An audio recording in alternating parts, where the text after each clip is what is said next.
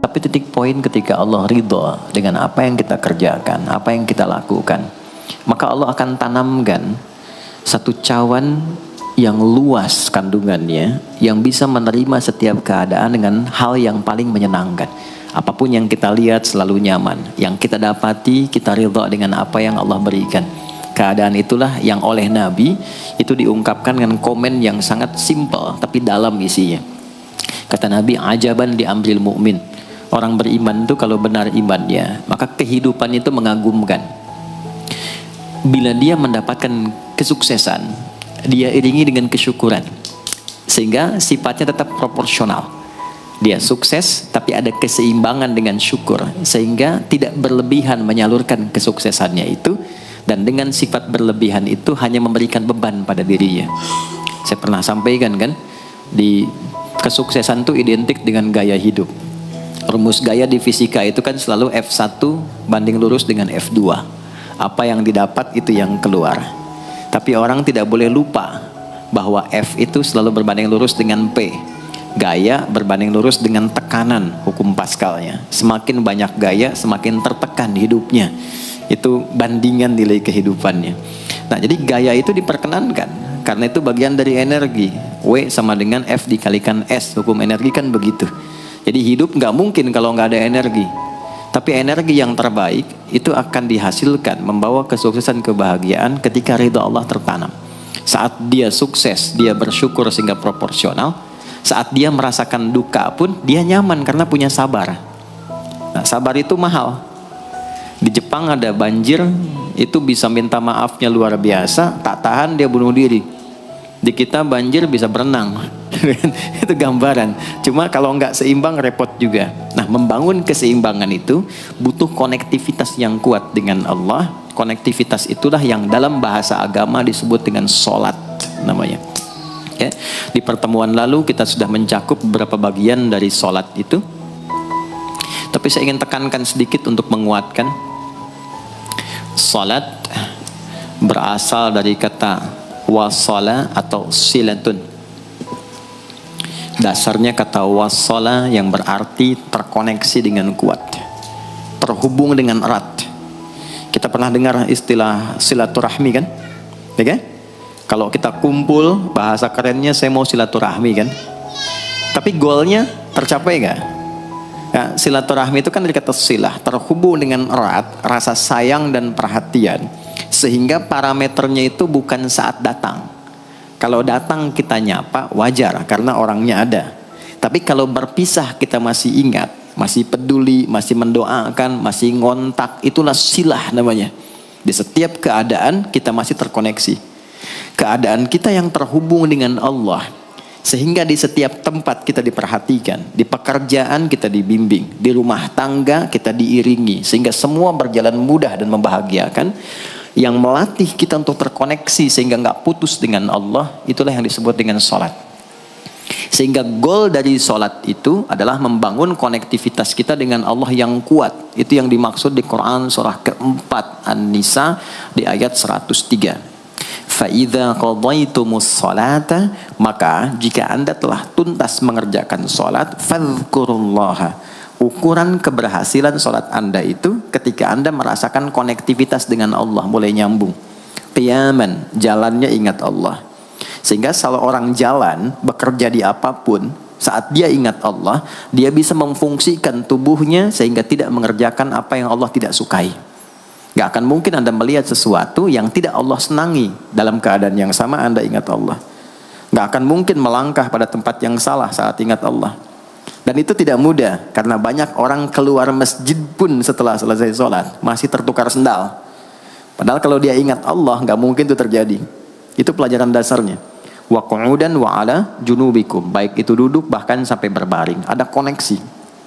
Nah, jadi singkatnya, sholat itu semua gerakannya, semua bacaannya, dari mulai kita bertakbir sampai kita salam, bacaan yang mengiringi, itu bukan sekedar gerakan hampa makna, formalitas kita bergerak dan berakhir, bukan sekedar membaca bacaan yang tidak ada isinya, Tapi semua bimbingan bagaimana kita diajarkan langsung oleh Rasulullah bisa mengoneksikan lewat gerakan dan bacaan itu tersambung kepada Allah, sehingga feedbacknya semua apa yang kita bacakan dijawab oleh Allah.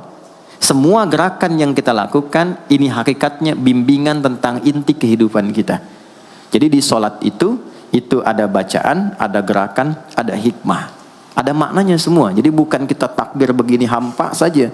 Tidak. Kenapa mesti begini? Kenapa tangan yang kanan menutup yang kiri? Kenapa bacaannya setelah itu ada iftitah, ada al-fatihah? Itu ada maknanya.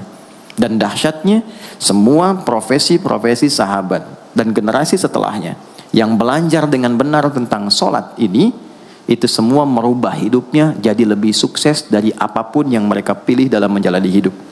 Dan yang paling hebat, itu yang menjadikan Nabi mendapat perintah pertama bukan zakat, bukan haji, bukan umrah, bukan puasa, tapi sholat. Dan perintahnya khusus, spesial, disampaikan dalam peristiwa Isra Mi'raj untuk memberikan pesan begitu tingginya nilai sholat ini untuk kehidupan manusia.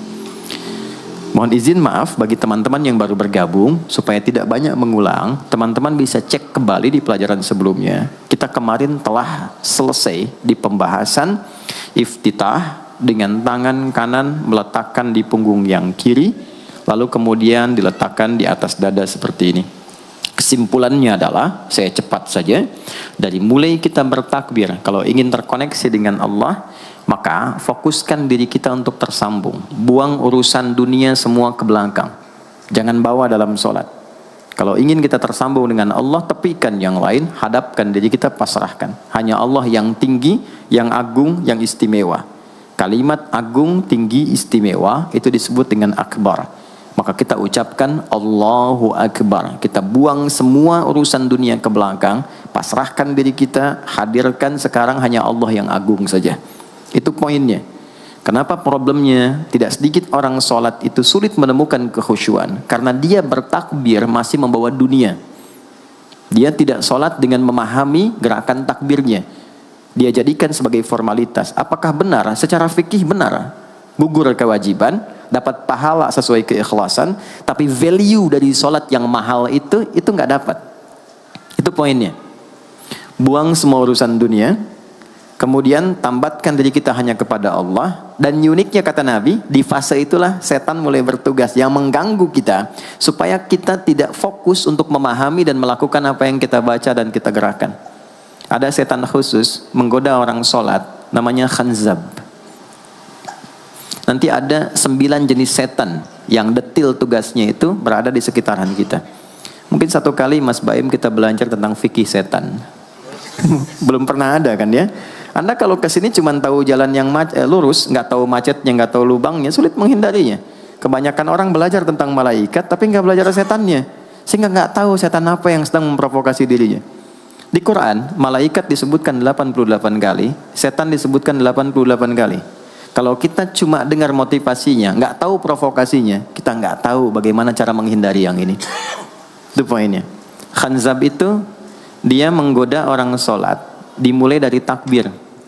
Jadi kalau belum takbir, Anda bisa merasa fokus apa saja. Nggak percaya silahkan. Sebelum takbir tuh bisa siap fokus. Tapi begitu Anda mulai bertakbir, di hadis riwayat Abu Daud, Allahu Akbar, fayaqulu syaitanu. Maka di sini setan mulai tugasnya untuk mengganggu orang supaya nggak dapat nilai-nilai tadi. Maka dia berkata, udhkur kadza. Kamu ingat ini ya, kamu ingat itu ya. Betapa Anda memulai dengan membuang semua urusan dunia. Tapi kalau sudah takbir, itu setan yang install. Masuk sendiri dia. Makanya kalau nggak percaya silakan nanti zuhur tuh ya. Begitu Anda takbir, itu masuk semua. Ingat ini, ingat itu, mobil parkir di mana. Sampai ceramah saya sekarang pun itu akan masuk. Ingat ya, ada setan yang goda. Nah itu setan itu. Itu setan sendiri. Membuat kita itu begitu lupa. Sampai lihat ujung hadisnya. Hatta la yash'ural musalli kam raka'atan yusalli. Sampai nanti akan ditemukan orang sholat, dia tidak sadar berapa rakaat sedang menunaikan sholatnya. Nah itu kalau Nabi sampaikan pasti terjadi. Poin untuk kita bisa mengatasi itu, poinnya apa? Quran surah ke-29 dulu, ayat 45. Quran surah 29, Al-Ankabut, ayat 45. Di Islam tuh uniknya begini, istimewanya. nggak ada satupun ibadah yang hasil kreasi manusia. Semua terukur. Ini dalilnya, alasannya, landasan kita ibadah itu dari Tuhannya ini. Penjelasan contohnya ini dari Nabi. Pakemnya begini, kodifikasi ilmunya seperti ini, sehingga terjaga sampai kapanpun. Dan tidak ada satupun yang kita kerjakan dalam ibadah kecuali semua punya landasan yang kuat. Dan hebatnya diterangkan, ini caranya, ini bacaannya, ini maksudnya seperti ini hikmahnya. Kenapa Anda begini? Kenapa begitu? Hasilnya apa? Ketika seseorang sedang memulai sholatnya, dari awal dia pengen fokus, tapi ketika dia mulai bertakbir, muncul godaan, maka sebelum sholat ditunaikan, Allah sudah ingatkan, utlu ma uhya ilaika minal kitab. Utlu itu dari kata tilawah, artinya baca, pahami, amalkan apa yang telah dipahami itu. Jadi sejatinya sebelum sholat, kata Allah, kalau ingin menikmati sholatnya, ingin tahu value dari sholat dan dihasilkan seperti orang dulu meraihnya, maka jangan kita terfokus untuk formalitas saja. Yang penting benar bacaan, takbir sampai salam terjaga. Betul, sekali lagi, itu menggugurkan kewajiban, formulasinya selesai, secara fikih tuntas, tapi hikmah sholat yang tadi itu kita nggak dapat. Maka yang terjadi apa? Baca dulu, tilawah, utlu, baca, pelajari dulu sebelum sholat. Kemudian pahami kenapa takbirnya begini. Kita kemarin sudah belajar. Kenapa tangan kanan menutup yang kiri? Apa maksudnya sampai kita diperintahkan sholat? Bagaimana kemudian saat kita baca Al-Fatihah? Kenapa yang dibaca itu? Apa yang jadi bimbingan dari Al-Fatihah untuk kehidupan kita? Kalau sholatnya seperti itu akan merubah hidup kita. Itu langsung Allah sampaikan demikian. Lalu kerjakan, wa aqimis shalah, tunaikan sholat seperti aku tadi isyaratkan, kata Allah. Inna sholata tanha 'anil fahsya wal munkar. Maka jika engkau menunaikannya seperti itu, sholat akan merubah hidupmu. Itu kata Allah tuh. Minimal mendorong kita berbuat jadi lebih baik. Jadi bukan sekedar menjadikan kita pribadi baik, tapi semua yang kita kerjakan menjadi lebih baik. Itu sholat. Itu yang bisa merubah seorang Jundub bin Junadah yang dikenal dengan Abu Dzar al-Ghifari. Ini teman-teman, kenapa Ghifar itu viral? Ghifar itu adalah desa pembegal. Jadi semua sekampung begal semua. Sekampung. Pimpinannya namanya Jundub bin Junadah. Jundub bin Junadah. Singkatnya masuk Islam. Saat masuk Islam, secara singkat saja, Nabi arahkan, diajarin sholat. Betapa sholat merubah hidup beliau, jadi lebih baik. Kembali ke kampungnya, mengajarkan, singkatnya apa? Madinah heboh dengan kedatangan tapak kaki, yang ternyata itu orang-orang Ghifar. Sekampung kurang lebih masuk Islam, dan berubah jadi orang baik semua. Merubah hidup mereka. Jundub orang sukses, setelah itu jadi ustadz. Ini mungkin yang menginspirasi judul preman jadi ustadz. Ini tadinya pembegal semua. Sekampung sukses, jadi orang baik, aktivitasnya berubah, lebih berkualitas. Untuk memberikan inspirasi ke generasi masa depan, bahwa kami dulu pernah begini, dengan sholat kami berubah, kesuksesan kami raih, maka diviralkanlah nama daerahnya. Tambahkan al di depannya, ujungnya tutup dengan i. Maka dilekatkan nama bekennya, kunyah namanya Abu Dzar, Abu Dzar al-Ghifari. Al-Ghifari itu untuk memberikan kesan begini, saya ini dari Ghifar, itu kampung jelek, desa tempat pembegal, tapi Islam merubah saya menjadi lebih baik. Sholat mengarahkan saya punya kualitas hidup yang lebih baik. Itu poinnya. Sejak peristiwa itu, orang-orang Islam dari manapun yang bukan Arab itu selalu melekatkan nama daerahnya untuk mengenalkan Islam pun sudah sampai ke tempat saya. Buktinya saya menjadi baik. Ada namanya Muhammad, punya bapak namanya Ismail, punya kakek namanya Ibrahim, kakek buyutnya Al-Mughirah, yang buyutnya Al-Bardizbah, tinggal di kecamatan Ju'fah, kabupatennya Bukhara, provinsinya Khorasan, negaranya Uzbekistan sekarang. Maka karena dari Bukhara, dia kenalkan diri, datang ke daerah Arab, saya dari Bukhara. Rumus yang sama, tambahkan al di depannya, ujungnya i. Maka dia katakan ana al-Bukhari. Itulah Imam al-Bukhari. Bukan orang Arab. Kita punya guru besar Syekh Nawawi dari Banten. Ana Nawawi al-Bantani. Ana Ahmad Yasin al-Padangi. Tapi kesan kota itu untuk menunjukkan Islam telah sampai ke tempat saya dan merubah saya menjadi lebih baik. Kang Baim datang ke Mekah umrah, katakan saya Baim Bong al tanah kusiri. Maka kesan yang dibangun itu telah sampai ke tempat saya, merubah saya lebih baik. Saya Arman Al Pondok Indahi misalnya kan, tidak masalah. Itu sah. Dan orang mengenal, oh rupanya Islam telah ke setiap wilayah.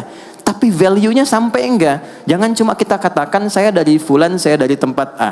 Poinnya adalah, apa yang merubah engkau dari Islam, menjadikan engkau lebih baik. Jadi kalau ada orang Islam mengaku Muslim, lisannya tidak lebih baik.